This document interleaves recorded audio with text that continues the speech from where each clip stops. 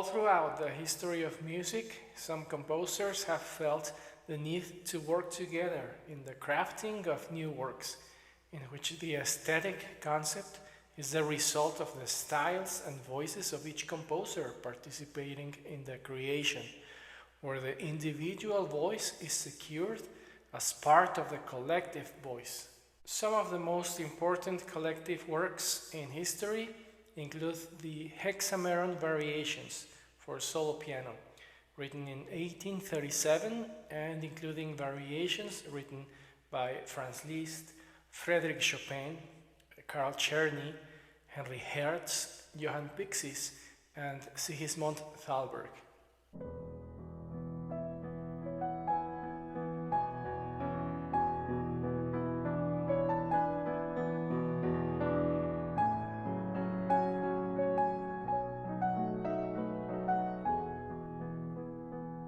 The FAE Sonata for violin and piano, written in 1853, with movements by Robert Schumann, Johannes Brahms, and Albert Dietrich, dedicated to the famous violin player Joseph Joachim.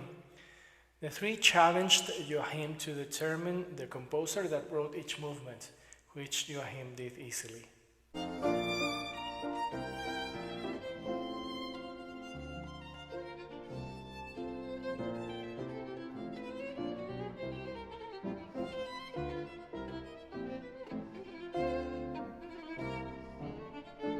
The ballet Les Maris de la Tour Eiffel, or The Wedding Party on the Eiffel Tower, written in 1921 with movements by 5 composers, members of the famous group of the Six: Georg Saurik, Dario Milhaud, Francis Poulenc, Germany Tegefer, and Arturo Neguer.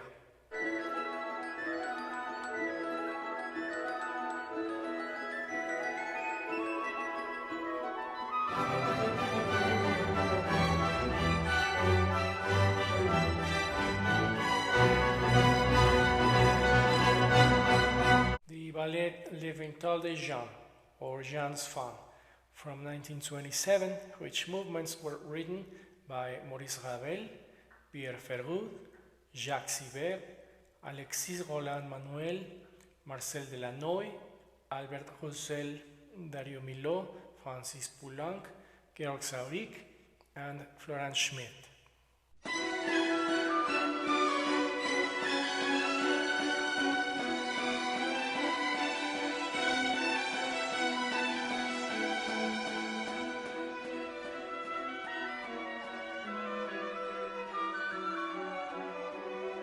The work named A Bernstein Birthday Bouquet, written in 1988 as a gift to the famous conductor and composer on the occasion of his 70th birthday, with contributions by Luciano Berio, Leon Kirchner, Jacob Drachman, Lucas Foss, John Corigliano, John Williams, Toru Takemitsu, and William Schumann.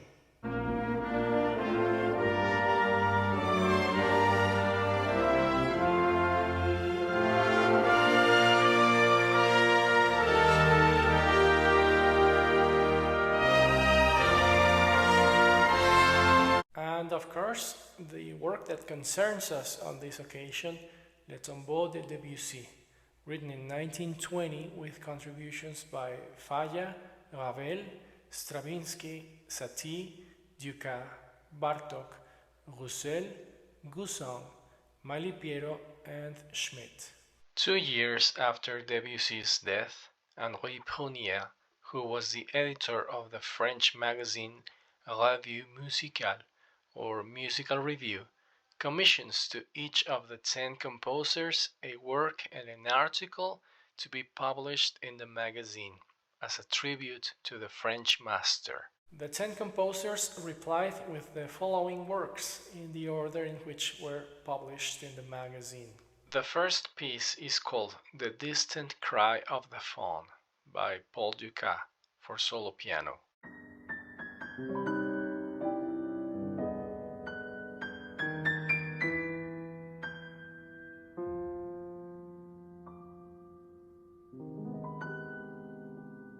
Number 2, The Home of the Muses by Albert Roussel for solo piano.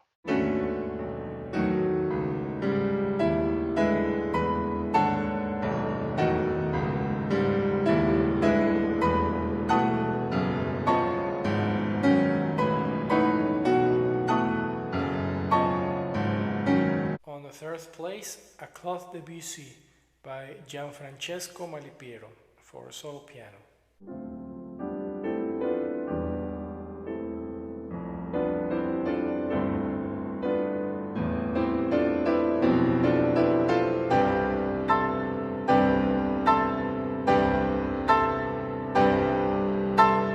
Number 4, Hommage à Debussy, Opus 28 by Eugene Gousson, also for solo piano.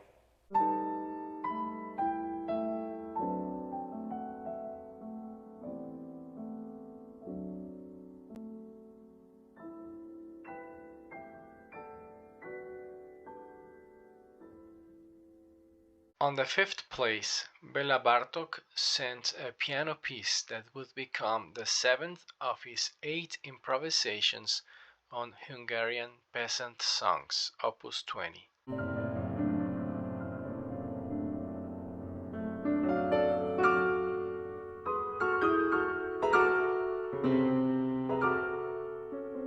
The sixth piece is called "And Pan, sunk in the lunar wheat, leans on his elbows" by Florent Schmidt for solo piano.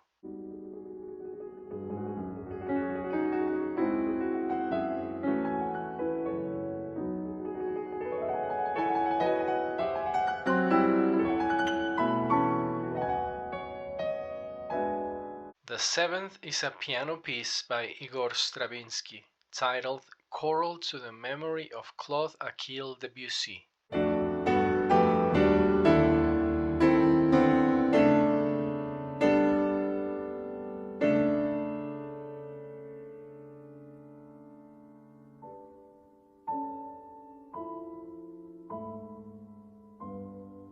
This Stravinsky piece consists in a piano transcription of the chorale at the end of his recent work, Symphonies for Wind Instruments.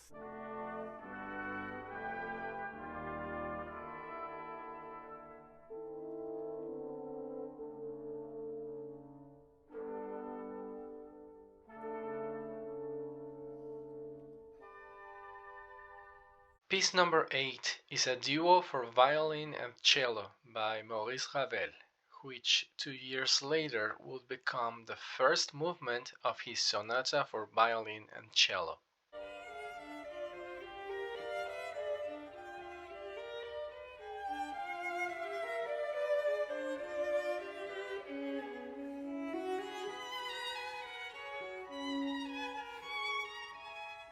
Piece number 9 would be called Homenaje, written by Manuel de Falla, for solo guitar.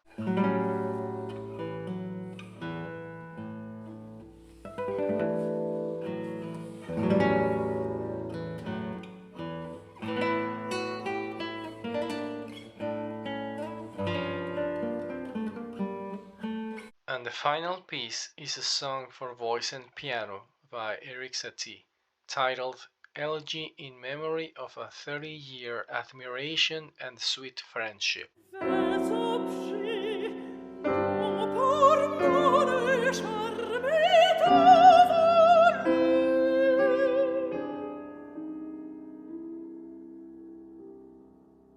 All these pieces were published as a supplement to the magazine, together with a drawing made by the artist Raoul Dufy. As we can see, many of these pieces have survived throughout the years and are played and recorded frequently. I would dare to say that among all of them, the more studied, commented, the most emblematic and significant is the Homenaje by Manuel de Falla.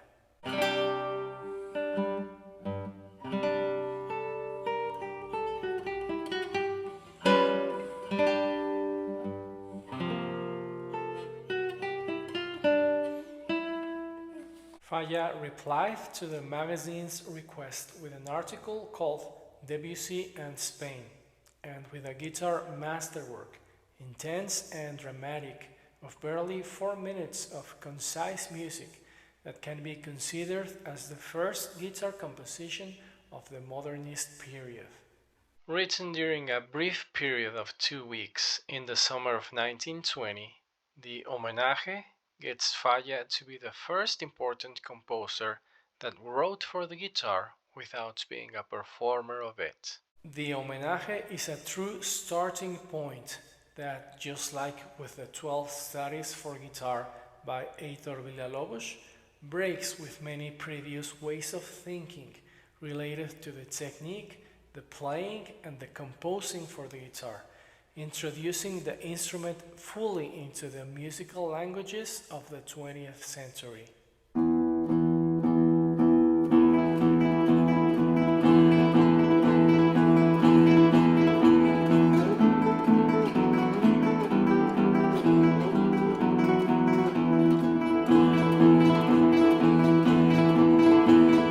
The homenaje utilizes an evocative habanera rhythm, where the importance of the semitone joins a series of right-hand glissando ornaments named falsetas, 5 in total, that give the piece the drama that characterizes it.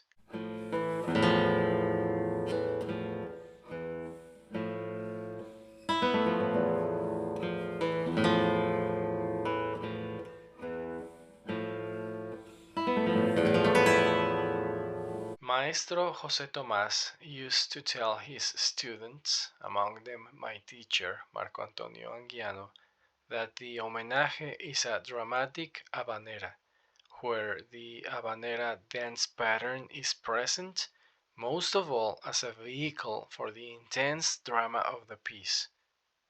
Anguiano would mention José Tomás's commentary, pointing out and taking as an example the very, very slow tempo in one of Julian Bream's recordings.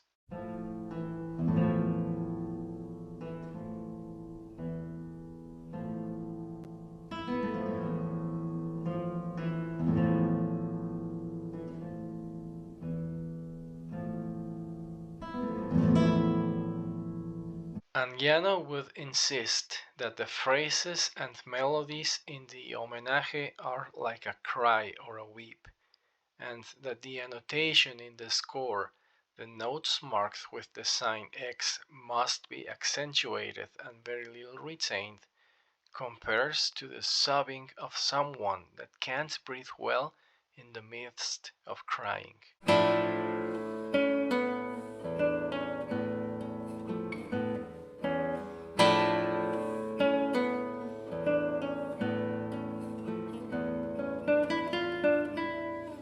The final part of the homenaje contains a quote to The Evening in Granada, a habanera written by Debussy as the second movement of his suite Estampe.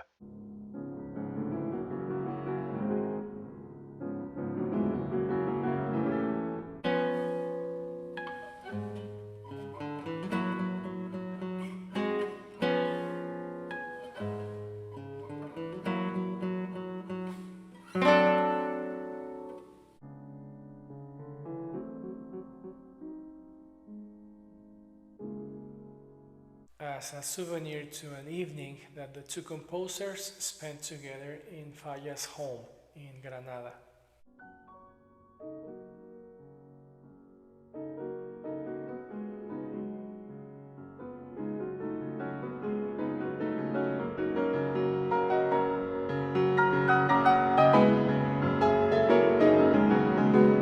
Writing the homenaje, Falla had the technical assistance of Miguel Llobet, who already had some considerable time asking Falla for a guitar piece. The friendship that Falla had with Llobet and with Emilio Pujol is very meaningful. Both of them, guitarists, were disciples of Francisco Tárrega. Falla wrote in 1933 the prologue to Pujol's method, Recent School of the Guitar, where a compilation of Tárrega's technique can be found. Besides the collective edition of the Homenaje in the musical review, there's also an edition of the Homenaje separate, published by Ricordi, edited by Miguel Llobet, which adds Llobet's fingerings and also a glissando in the opening exposition,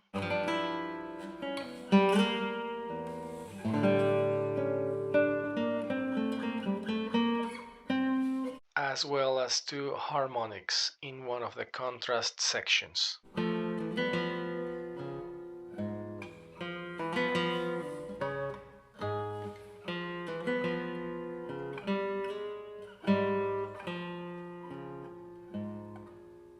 The Homenaje was premiered in Paris, together with the other 9 pieces in Le Tombeau de Debussy on January 24, 1921. But it wasn't premiered by Llobet. Rather, the premiere was played by Marie-Louise Casadessus in an instrument called harp lute, a small harp which column imitates a lute's fretboard. The guitar premiere was played by Miguel Llobet in the main theater of the city of Burgos, Spain, 3 weeks later, on February 13, 1921. In the same fashion that Frank Martin would later do with his 4 short pieces.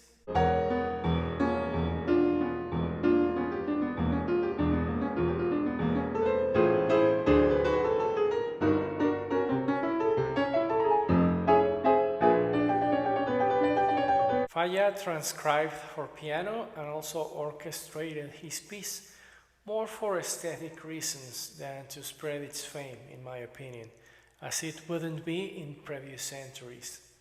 The piano version was worked just a few weeks after the guitar premiere.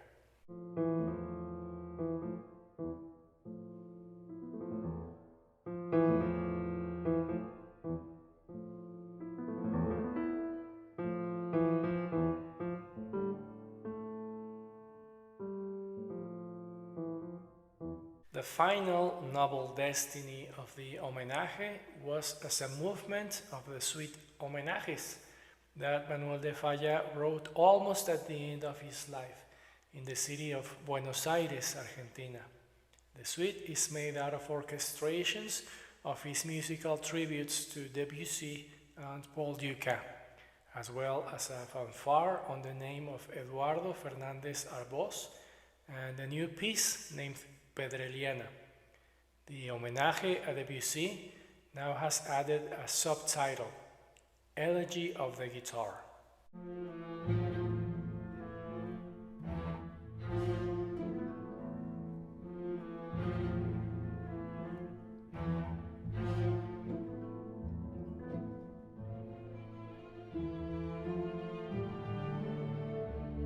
We know Manuel de Falla mainly for works of his first period of maturity, like the Three-Cornered Hat, written in 1919.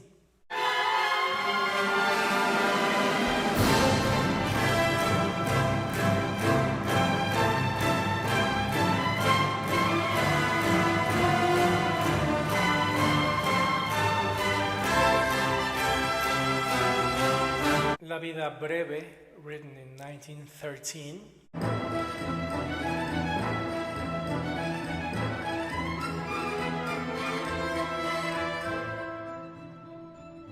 His 7 popular Spanish songs, written in 1914.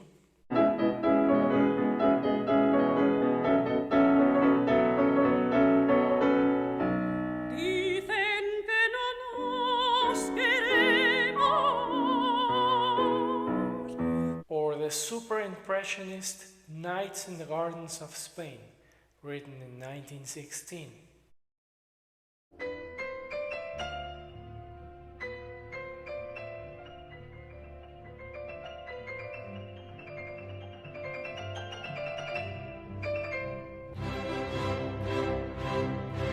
It's very important to the note that after writing the Fantasia Bética in 1919,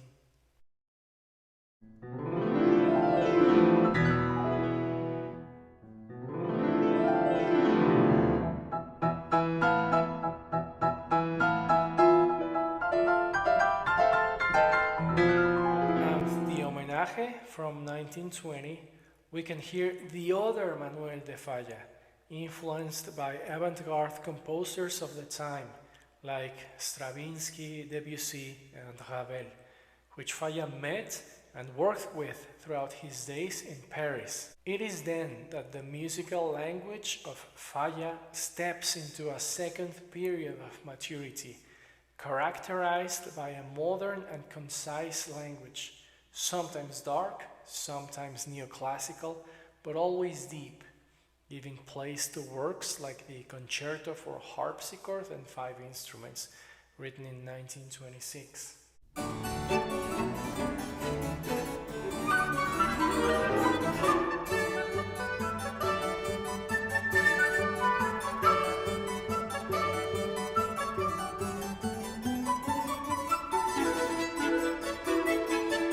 The Ballad of Majorca, written in 1933 after Chopin.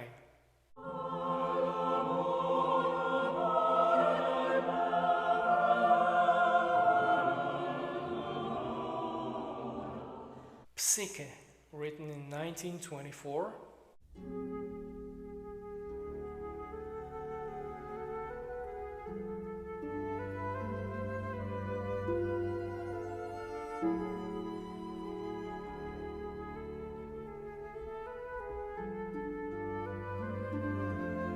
The Fanfare pour une fête, written in 1921.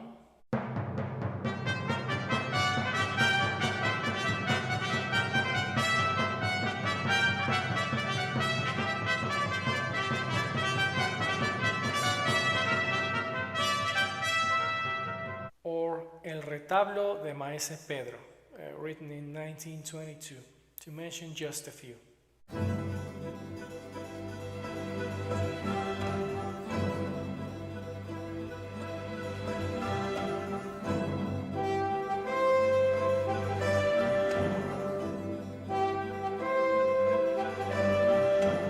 As a matter of conclusion, I'll share with you 3 comments on the Homenaje.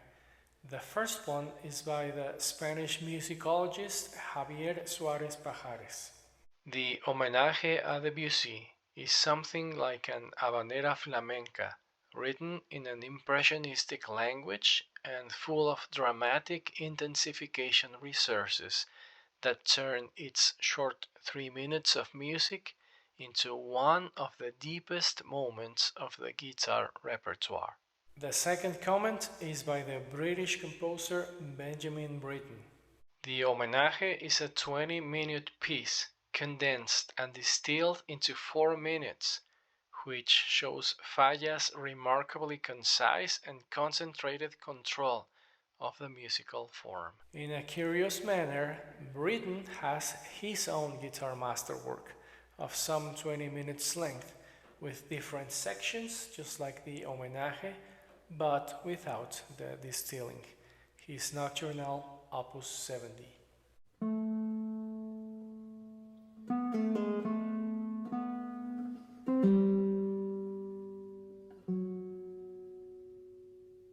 The last comment is by Spanish author Justo Romero. The genius of Manuel de Falla has enough with 3 minutes and 4 notes to portray and express a whole aesthetic world, besides creating probably the most musically rich work among all the guitar repertoire. Few times, maybe only Bevern, so much has been said with such economy of sounds. The desolation because of the death of an admired and honored friend is dyed with the dark and sincere accents of this well-called funeral habanera, in which Don Manuel, recently established in Granada, quintessence the deepest of his Andalusian entrails to give this emotional, hurt, and intense tribute to whom helped him so much in his first years in Paris.